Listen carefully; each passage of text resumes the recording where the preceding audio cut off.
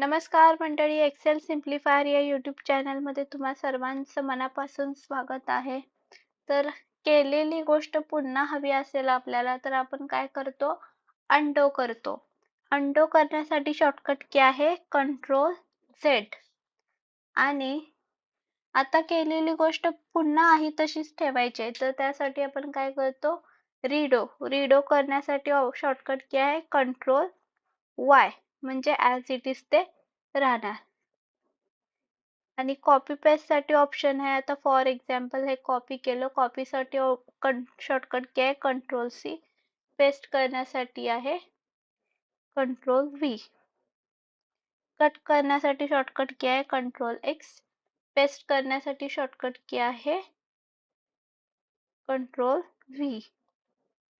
Okay, clear आहे. Thank you.